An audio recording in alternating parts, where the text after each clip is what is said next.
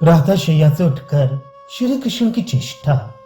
कदाचित प्रातःकाल शैया से उठकर कर पल्लव से नेत्रों को मिड़ते हुए श्री कृष्ण बाल्य सुलभ चपलता पूर्वक अपने पिता श्री नंद राय जी से बोले, पिताजी आज मैं क्या खाऊं?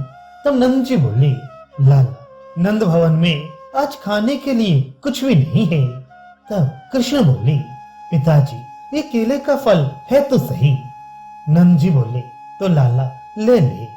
उस समय श्री राधिका जी ने उस फल को श्री कृष्ण से मांगा। तब श्री कृष्ण ने उनकी ओर अंगूठा चलाते हुए कहा कि टीली लेली झर, टीली लेली झर। इस प्रकार भक्त सुखार्थ बाल विनोद जिसने किए, ऐसे कमल नयन भगवान को मैं बारंबार प्रणाम करता हूँ। पूर्व राग श्रृंगार विशिष्टा कोई गोपी अपनी सखी से कहती है कि हे सहचरी, मेरे प्रिय भाई बांधव यदि मेरी निंदा करते हैं तो करो। मेरे माता पिता सास ससुर आदि गुरुजन यदि मुझे फटकारते हैं तो फटकारने दो, अथवा मुझे त्यागना भी चाहते हैं तो त्याग दो। मेरे सेवक सेविकाएं यदि मेरे इस दुर्वाद की घोषणा करती हैं तो यथेष्ट करने दो, और नंदलाल से इसने करने से यदि हमारे वंश में कलंक भी होता है तो भले ही होने दो। इन बातों की मुझे कोई परवाह नहीं है, कार कि उस श्री कृष्ण के अलौकिक प्रेम एवं नमान राग रूप मधु से मदमत्त हुआ मेरा मन तो एक क्षण भी श्री कृष्ण चंद्र के चारों चरणार विंद से अलग होना नहीं चाहता। श्री सनातन गोस्वामी जी तो कहते हैं कि श्री कृष्ण के विरह में व्रज गोपियों की ये दशा है कि शरद ऋतु के चंद्रमा की शीतल किरणें भी उनको तापप्रद हो रही हैं। मलयगिरी चंदन का लेप भी विष की ज्वालाओं के समान प्रतीत होता है।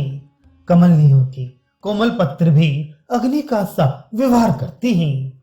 नंद रानी के इस एक ही लाला की मुरली की ध्वनि से व्रज गोपियों की जब ये दशा है, तब दैव योग से श्री यशोदा जी ऐसे त्रिभुवन मोहन 3-4 पुत्रों को यदि उत्पन्न कर देती तो बेचारी इन गोपियों की क्या दशा होती। नौका लीला प्रसंगों में श्री संजय कवि कहते हैं कि श्री कृष्ण गोपियों से बोले, हे गोपियों मेरी बात सुनो, ये मेरी नौका तीसरे व्यक्ति को नहीं सहती है, अतः आप सबको मैं एक एक करके उस तीर पर उतार दूंगा।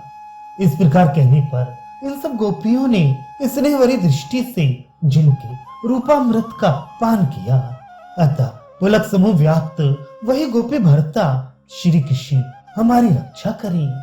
अर्थात गोपियों को जिस प्रकार यमुना पार पहुंचा दिया, उसी प्रकार हमें भी हंस हंस कर कृपया दुस्तर संसार सागर से पार लगा दें।